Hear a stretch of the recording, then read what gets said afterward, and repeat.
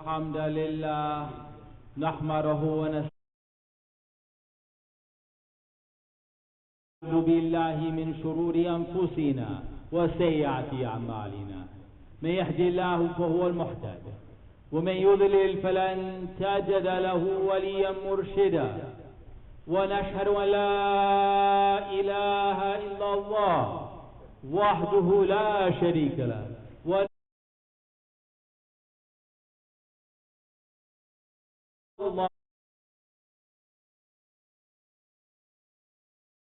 صحابتي أجمعين وتابعي لهم بإحسان إلى يوم الدين. يا أيها الذين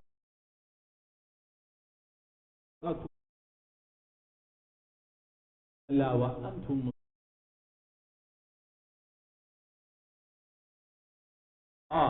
وقولوا قولا سديدا يصلح لكم أعمالكم ويغفر لكم ذنوبكم ومن يطع الله ورسوله فقد فاز فوزا عظيما. أما بعد، فإن أصدق الحديث كتاب الله وخير الحديث هدي محمد صلى الله عليه وسلم وشر الأمور محدثاتها وكل محدثة بدعة وكل بدعة ضلالة. يقول الله عز وجل في كتابه الكريم: واعلموا أن فيكم رسول الله لو يعطيكم في كثير من الأمر لعنتم، لكن لو يطيعكم في كثير من الأمر لعنتم، ولكن الله حبب إليكم الإيمان وزينه في قلوبكم وكره إليكم الكفر والفسوق والعصيان أولئك هم الراشدون. Allahumma He tells us in Surah Al-Hujurat, chapter 49 of the Holy Quran, no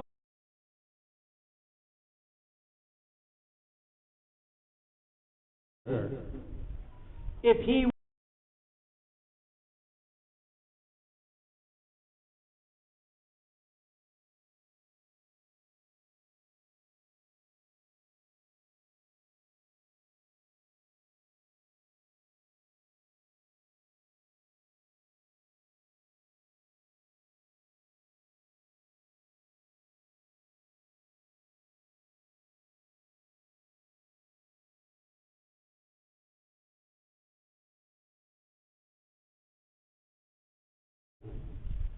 So Allah Almighty is telling us in this surah, and this is the fourth khutbah in this series from this chapter, important chapter, Surah Al-Hujurat, telling the Sahaba, and by extension the whole Muslim Ummah and all of us, for all generations, we have to be reminded that the Prophet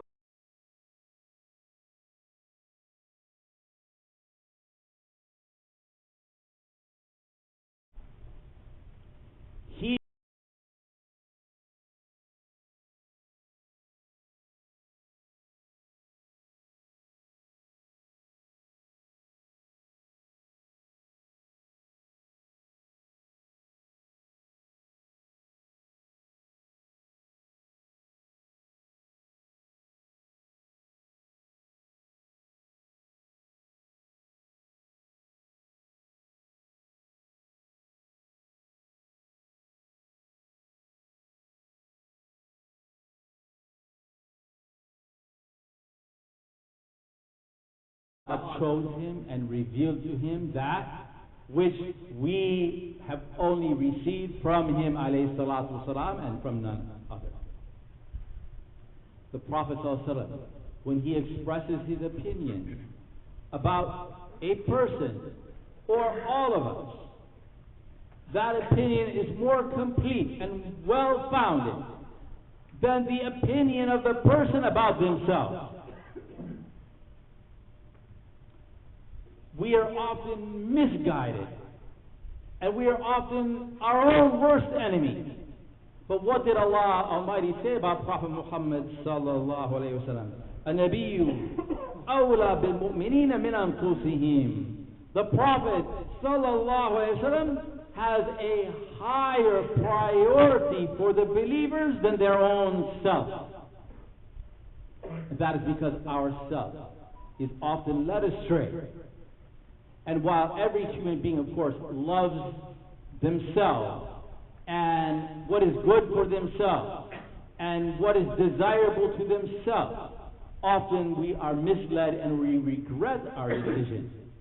But since the Prophet Muhammad ﷺ loved the human being, the mu'min, the believer and Muslim, and guided them to that which is always going to be for their maslahat, their benefit and welfare in this life, in dunya and al-akhirah, in the world to come.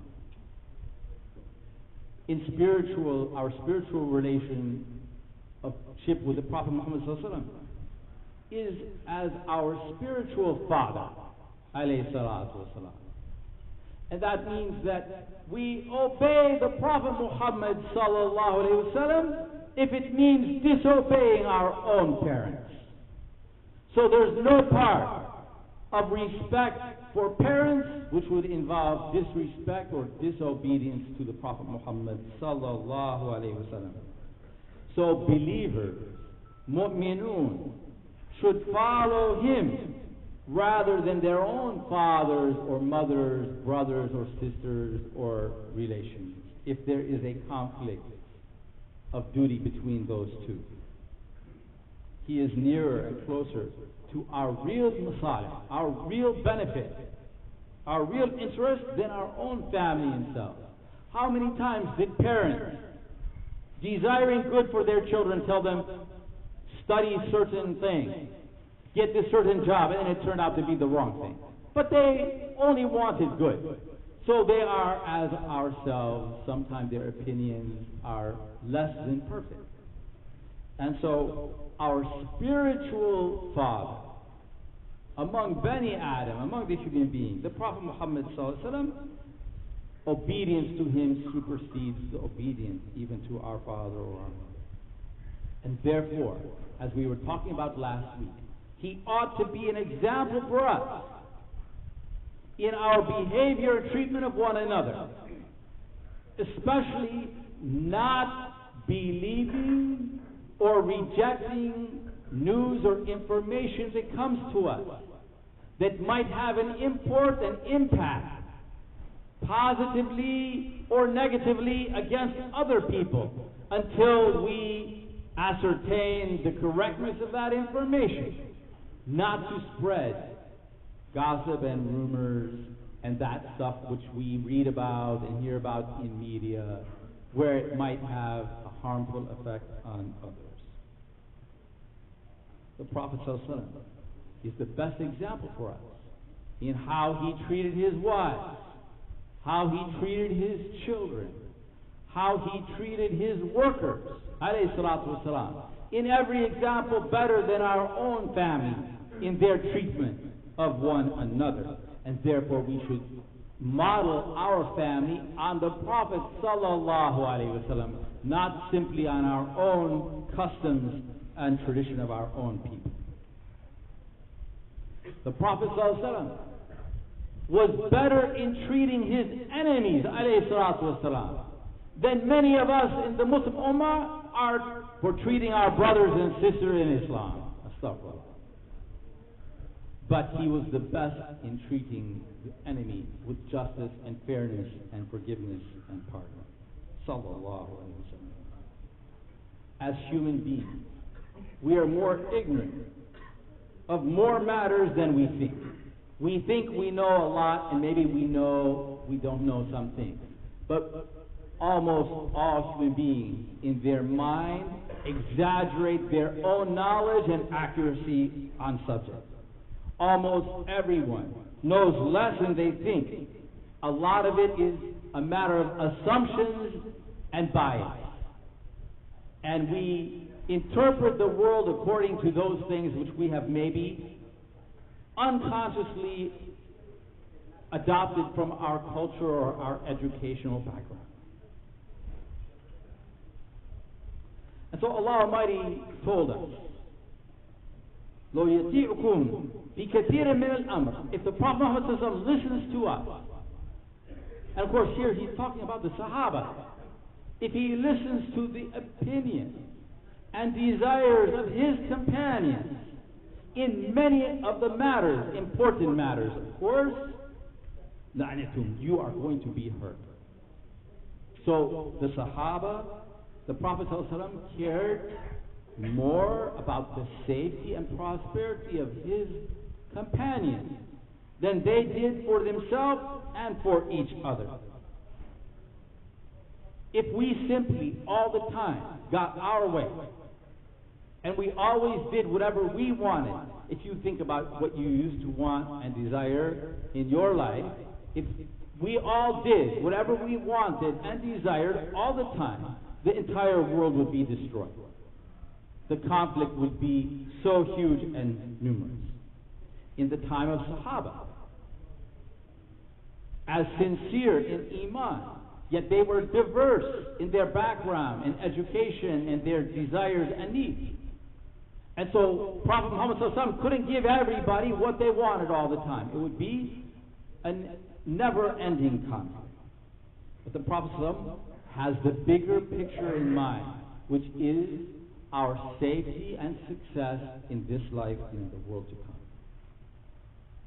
So the Prophet ﷺ never solved these cases of dispute among the Sahaba by favoritism, and no one would dare say to him, alayhi salatu wasalam, except an ignorant person, oh, you only did that because you like that guy more than me. When there was a large amount of spoils of war captured at Hunayn, the Prophet ﷺ started to distribute. And of course the khumus goes to the Prophet ﷺ to distribute among the poor and needy. But then he distributed a huge amount to al-mu'allif qulubuhum, to those new Muslims who had just embraced Islam at al-Fath, at the conquest of Makkah.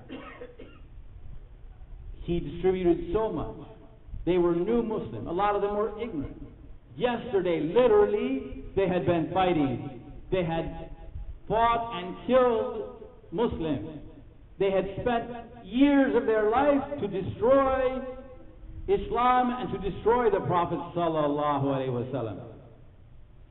But the Prophet wanted to keep them firmly in Islam, and he gave and gave and gave. Who didn't get anything? The Ansar got nothing. So immediately, of course, voices start to be heard. Those people of his town, his tribe, they got all of that wealth. These people who've been with him now for a decade of their lives, sacrificing everything for the sake of Islam, protecting the Prophet Muhammad sallallahu alaihi wasallam, following their bay'ah and oath. Is this an example of favoritism?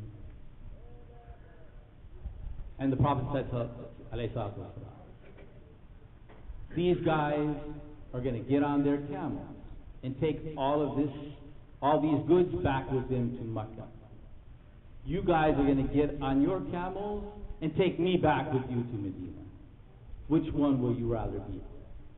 Would you rather be the one who's taking away the money, or the one who's taking away Allah's chosen messenger, alayhi salatu wasalam? Allah is all wise and all good.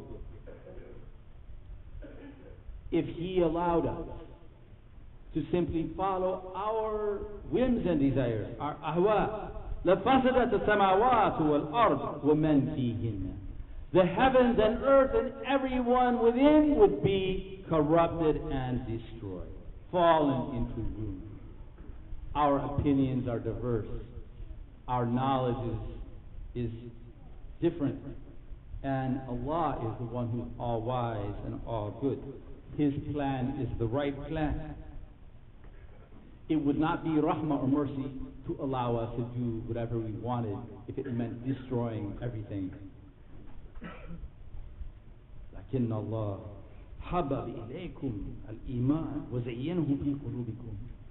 Allah blessed you and He made you to love Iman and faith, and He made you attracted to Islam. In your heart you felt an attraction to Islam, alhamdulillah. وَكَرَهَ إِلَيْكُمَ الْكُفْرَ وَالْفُسُوقُ وَالْعِصْيَانَ. And He made you detest, He made it in your heart that you are not attracted, you are repelled by paganism and shirk and idolatry and sinful and evil practices. So allow yourself to follow your heart. Every one of us have conflicting desires. So since Allah favored you, but with the love of Islam in your heart and the love of the Prophet Muhammad ﷺ in your heart, allow yourself to follow that, even though sometimes you wish to follow something else. And when you see the end result, what if the things that I'm doing, everybody was doing those things? How will the world be? How will it be if everybody is doing the sins that I'm doing and the whole world became openly following those things? Will it be better or will it be worse? Of course, it will be worse. And so when you imagine how it would be if it were widespread and universal, then you will be rightly guided, insha'Allah ta'ala. So head in the right direction. Aim yourself toward the beauty of Islam. What attracted you to Islam? The higher purpose for your life. And head away from those things which make you uncomfortable and you detest in your heart. As the Prophet ﷺ said, "Istafti qalbak, wastafti nafsak." Seek the fatwa in your heart, within your soul. Al-birru ma tma'annat ilayhi an-nafs. Righteousness, goodness is what makes you have peace within your soul. Wal-ithmu ma haka fi an-nafs wa taraddada as-sadr. And sinfulness is what makes you uncomfortable in your soul, and you hesitate to do it within your breast. When aftaka nasu aftuk.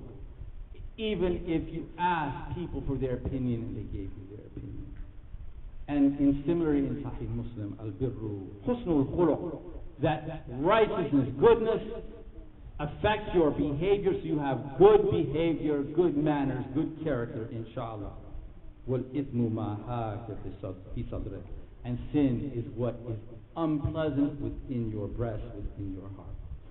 وَكَرَهْتَ أَنْ يُطَلِعَ عَلَيْهِ النَّاسِ. And you wish that people, you would hate for anybody to catch you and to find out. So use your conscience as your guide. If you're making a good decision based on true Islamic principles, your character and behavior toward people will improve. You will treat them well, they will be happy with you, and you will be happy, insha'Allah ta'ala. Likewise, when you feel embarrassment and shame and fear of being caught, and then you will, of course, your relationship with people will become worse and worse. And you will know that is the wrong course. Ibn al-Qayyim al-Jawziyah told us it's not allowed in Islam to simply follow a fatwa of a mufti if your heart is not settled by that. If your heart is uncomfortable and you're doubtful about it, because of this hadith of the Prophet ﷺ, to seek the fatwa within your heart, within your soul. It is not permitted to follow a fatwa that goes against your conscience. First, you must seek the answer of your soul. If you know in your heart that something is wrong, you are not allowed to follow it. Having a fatwa will not protect you from the judgment of Allah Ta'ala. And that's the hadith of the Prophet sallallahu alayhi wa sallam. Man qadaytu lahu bi shay'in min haqqi akhihi fala ya'khudhu fa innama aqta'u lahu qit'atan min an-nar. If I make a ruling in favor of someone against the right of their brother, they should not take advantage of this ruling, for I am only giving them a piece of hellfire. So if the Prophet Muhammad sallallahu alaihi wasallam has a case between you and your brother, and he rules in your favor, but you know in your heart That money, for example, belongs to your brother, you're not allowed to take anything. Because even if the Prophet said that's your money, and you know in your heart it's not, you're only taking a punishment from hellfire by accepting that money, even if the judge grants it to you. The Prophet says, alayhi salam, in the hadith, to make you sad, that means you're a believer, you're a mu'min. Not that you never have any bad deeds, but that when you have them, it makes you feel trouble and sadness within your heart. فَضْلًا مِنَ اللَّهِ وَنِعْمَةً وَاللَّهُ عَلِيمٌ حَكِيمٌ. It is a bounty and favor of Allah Ta'ala. It's a divine blessing and favor, and it came to us through our beloved Prophet Sallallahu Alaihi Wasallam. Therefore, we don't raise our voices and opinions and put them before the Prophet Sallallahu Alaihi Wasallam, and we show patience with each other, and we don't believe and spread information that could hurt unintentionally some innocent person. And we know that we can't follow our wishes and desire, but we follow the higher purposes of Islam, which is the universal welfare revealed in the Quran and the Sunnah of Mustafa alayhi salatu wasalam. أقول قولي هذا واستغفر الله لي ولكم من كل ذنب فاستغفروه إنه غفور رحيم.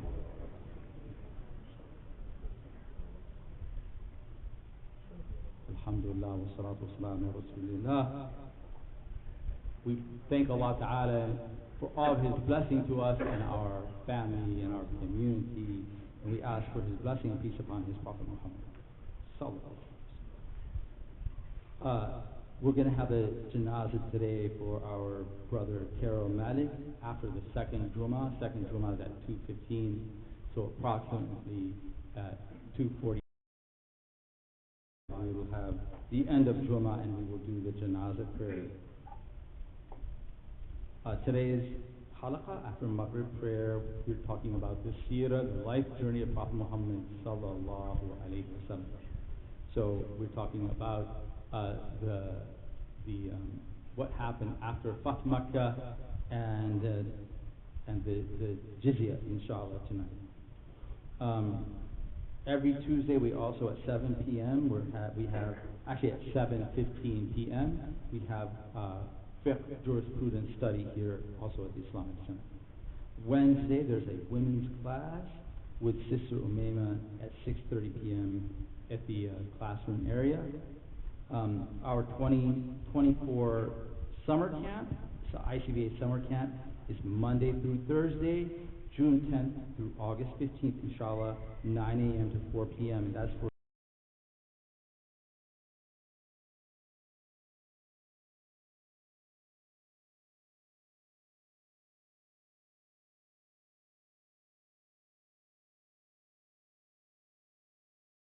children ages 3 to 13, and you can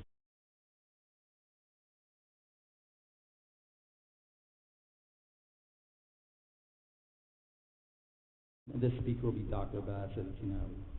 And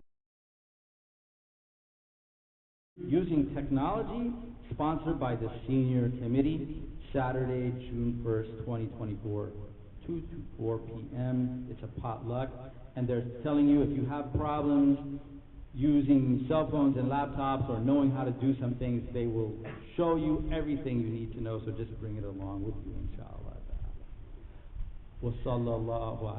وصلوا على نبيكم نبي الهدى والرحمة كما أمركم الله بقوله تعالى إن الله وملائكته يصلون على النبي يا أيها الذين آمنوا صلوا عليه وسلموا تسليما اللهم صل وسلم وبارك على عبدك ورسولك محمد وارض اللهم عن الخلفاء الراشدين أبي بكر وعمر وعثمان وعلي وعن الصحابة أجمعين والتابعين وعنا معهم بعفوك وكرمك يا أكرم الأكرمين اللهم اعز الإسلام والمسلمين اللهم انصر الإسلام والمسلمين وفي كل مكان يا رب العالمين ولا تصل المؤمنين والمؤمنات والمسلمين والمسلمات الأحياء منهم والأموات إنك سميع مجيب لدعوات برحمتك يا أرحم الراحمين ربنا آتنا في الدنيا حسنة وفي الآخرة حسنة وقنا عذاب النار. عباد الله، إن الله يأمر بالعدل والإحسان وإيتاء ذي القربى وينهى عن الفحشاء والمنكر والبغي يعظكم لعلكم تذكرون. فاذكروا الله يذكركم واشكروه على نعمه يزدكم